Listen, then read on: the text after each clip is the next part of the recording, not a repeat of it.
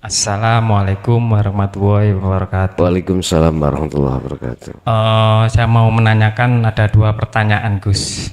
Ya. Yang pertama, apakah bentuk wujud anak soleh menolong orang tuanya atau leluhurnya yang ketika masa hidupnya itu tidak pernah mengenal Tuhan Allah, sehingga pada meninggalnya dia masuk di alam barzah? Apakah bentuk pertolongan itu anak soleh yang marifatullah? Artinya apakah dia dikeluarkan dari alam barzah atau yang bagaimana? Untuk yang pertama. Untuk yang kedua, saya pernah dengar paribasan nunen-nunen garwo seorang istri itu swarga nunut neraka katut, artinya akhirat, surga akhirat nih Gus yang saya maksudkan. Apakah seorang istri yang mengabdi pada seorang suami yang pada masa hidupnya seorang suami itu mencari jalan kebenaran menuju Allah sampai ketemu Allah, apakah seorang istri tersebut akan mendapatkan keselamatan? Terima kasih, mohon penjelasannya. Wassalamualaikum warahmatullahi wabarakatuh. Waalaikumsalam warahmatullahi wabarakatuh.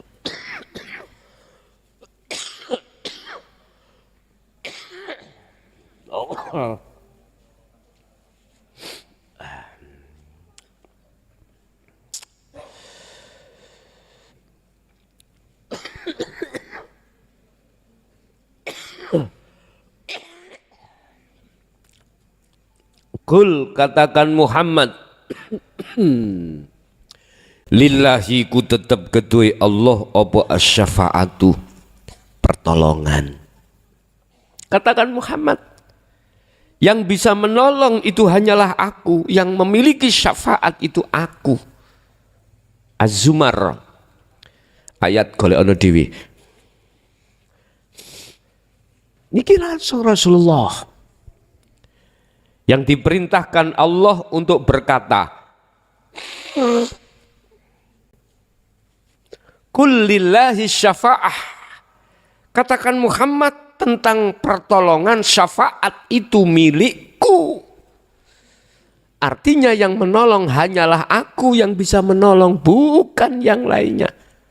Ketika Rasulullah menyampaikan itu, berarti maksudnya yang bisa menolong cuman Allah, bukan Muhammad. Karena Muhammad termasuk makhluk. Apalagi anak. Memang lewat salah satu hadis, awaladun solihun yada'ulah, anak yang soleh makrifat itu bisa menolong pada keluarganya. Bentuknya itu bagaimana? Ngeten Pak. Solih temriki itu adalah yang sudah makrifatullah. Orang yang makrifat Allah itu berarti sudah kehilangan kefanaan orangnya. Keakuan diri sudah hilang. Dia bisa dengan bahasa syariatnya kirim Fatihah, kirim sodakoh, secara syariat di atas namakan terhadap keluarganya. Cuman yang ada di dalam hatinya itu bukan dirinya. Dia duduk di tajal. Ini bentuknya Pak. Ini bentuknya. Walaupun dia ahli hijab, dia ahli azab. Ya, mohon maaf. Kalau Allah merubah status hukum terhadap dia, siapa makhluk yang bisa berani untuk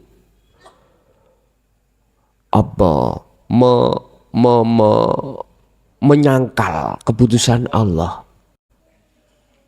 mengcover menolak keputusan Allah? Siapa? Nggak ada yang bisa, karena di mata Allah selain Allah sudah tidak ada. Jadi bentuk pertolongan itu datangnya dari Allah, lewat sifat jaiznya Allah, sifat wenangnya Allah. Lah munculnya sifat jaiz disebabkan karena ada anak soleh yang mendoakan terhadap orang tuanya. Tapi jangan dimaksud anak itu yang menolong. Nek anak itu yang menolong, gak sinkron kalih surat Az-Zumar tadi, kullillahi syafa'ah. Gak sinkron. Berarti jenengan harus melihat terhadap Allahnya. Itu Pak. Yang kedua, masalah paribasan surga nganut neraka katut. Ngeten. Ada beberapa penjabaran Pak. Suami sudah dinul haq, mengarahkan terhadap istri. Istri tidak taat secara hakikat, tapi taat secara syariat. Jadi perilaku dohir dia ikuti, tapi perilaku batin tidak, menolak. Nyun sewu, inilah yang Allah katakan bahwasanya innama amwalukum wa auladukum. Anak bojomu iku enggak iso nulungi awakmu, enggak bisa. Anak bojomu berarti enggak lanang enggak wedok. Nyun sewu, ada orang yang tidak buta, ada orang buta dituntun orang yang tidak buta, tapi tidak nganut. Nyampekah pada tujuan? Enggak nyampe. Dia manut di dalam hukum syariat fakot, tapi hukum hakikat ketika si suami memberikan wejangan, dia tolak mentah-mentah. Saya akui Mas, Quranmu bener, ngarah nong ini, tapi aku sing kurang percaya, gitu. Ajaranmu jero iki lho. Urip kok Gusti Allah. Aku kok Gusti Allah lho wis. Iki wong bingung, Pak ya. Wong bingung. Nah, ini enggak masuk dalam paribasan tadi, enggak masuk. Tetapi lihat nanti suaminya bagaimana. Suaminya bagaimana nanti? Apakah suaminya juga statusnya nanti seperti anak yang soleh dilakukan itu? Apa enggak? Kalau iya, ya iki swarga katut sifat jaiznya Allah turun. Satu, dua, ada pola seperti ini. Suami belas menolak dinul haq karena kadung kepinteran, ya, kedisian pinter. Si istri ketika saat sudah istiqomah mengikuti ilmu di dinul haq, bahkan mengamalkan, bahkan dihina, dicaci sesat, ditengarai sesat. Tapi hati si istri tidak tidak terpengaruh. Lah, apakah ini nanti juga masuk neraka si istrinya? Nyun sewu, tadi sudah saya katakan, semua manusia ketika meninggal itu ada alam dua, ada peteng dedet, ono terang bener. Tondone kita peteng dedet saat di dunia, nanti makalah berikutnya nanti saya sampaikan yang 82.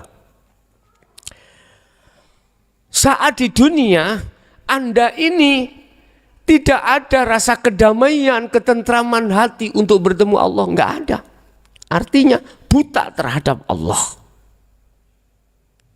Yang dia jadikan sebagai sandaran itu selain Allah. Maka dia dipastikan akan masuk di dalam alam kegel. Wis pasti nih. Urusan kau kok percaya? Oh, mastek no kau sampean nek Gusti Allah pasti. Hei, aku kan wis ngomong, bolak-balik wis ngomong. Atine sapa wae nek wis tutuk la ilaha illa ana, dirinya sudah tidak ada. Keakuan dirinya sudah tidak ada. Ketika saat itu akan muncul keakuan Allah, dan disitulah ketetapan hukum pasti akan diketahui. Estu, bukan perkaranya saya makhluk itu mastekno, ketemu piro aku mastekno iku. Sing mastekno Gusti Allah dewi. Cuman oleh karena kau tidak bisa membaca terhadap Allahnya, maka tuduhamu pasti mengatakan di luar kebenaran itu. Jadi istri yang seperti ini mboten katut ning rokok, paham Pak? Lah tergantung kok. Iki kok malah kebalik iki kok. Istri ini gelem mendoakan apa ndak nang Gusti Allah. Njaluk rekom, gelem ndak? Kalau ndak ya yes babah. Nyun sewu. Istri itu secara zahir mengikuti terhadap arahan si suami, secara batin karena imannya sudah beda, udah bertolak belakang. Walana a'maluna walakum a'malukum lakum dinukum waliyadin. Udah. Oke. Cukup ya di majelis. Yang di interaktif saya kasih waktu 3 pertanyaan aja.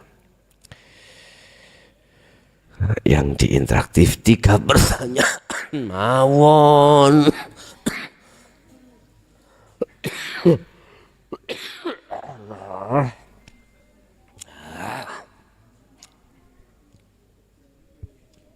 Wis ngerti ngono sik, cocote rokokan. Iki duduk rokok bos, beluk iki tak sedadi beluk. Nggih, wonten apa mboten? Yang di jalur telepon silakan, ada 3 pertanyaan.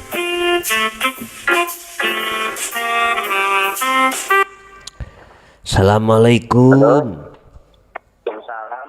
Coach, ini dari Surabaya. Inggih. Lu pertanyaan masalah kalau harus Pertanyaannya? masalah doa kan, kalau kita bagus berdoa harus bertemu Allah. Dan Iya. saya lakukan itu semampunya di Su'aul Basiro. Iya. Detik-detik ketika di situ Gus malah hilang penjaluan niku. Dan apa Allah temriku mboten enten napa-napa punane.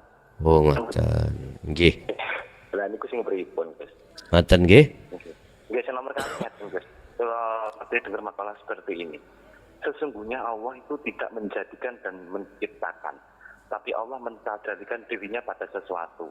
Nggih. Karena segala sesuatu itu adalah aku, kata Allah. Dan mentajalikan itu sing pripun? Maksudnya makalah ngoten niku pripun nggih. Matur suwun Gus. Assalamualaikum. Waalaikumsalam warahmatullahi wabarakatuh. Memang ketika berdoa, sebelum berdoa itu ada selain Allah, yaitu perkara yang diminta. Tetapi ketika saat sampean bertemu Allah, maka di situ perkara yang diminta selain Allah tadi disebut makhluk sudah hancur sedaya. Itulah yang dimaksud wa aslimu lahu, pasrah diri pada Allah. Jadi engko diwehi utawa gak diwehi iku gak jadi persoalan. Yang kedua, makalah tersebut Allah mentajalikan dirinya. Wujud nurullah itu memang wujudnya Allah. Tampaknya nurullah adalah dunia dan seisinya. Itu sebetulnya yang dimaksud Allah itu dalam makalah. Semua apa yang ada di dunia itu atas dasar nurullah atau tajalli Allah. Lah Anda akan melihat itu adalah nurullah, tajalli Allah, manakala Anda tidak melihat nurullahnya, tidak melihat makhluknya, alias makhluknya selain Allah itu sudah tidak berlaku. Itulah maksud la haula wala quwata illa billah. Ya, Selanjutnya 2 pertanyaan lagi di 082 141 295 309.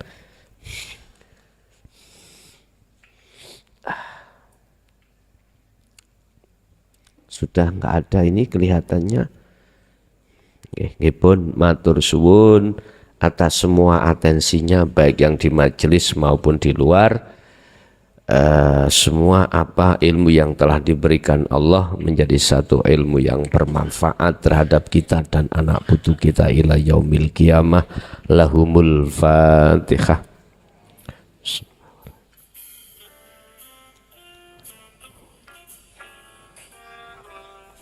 Akhirul kalam. Assalamualaikum warahmatullahi wabarakatuh.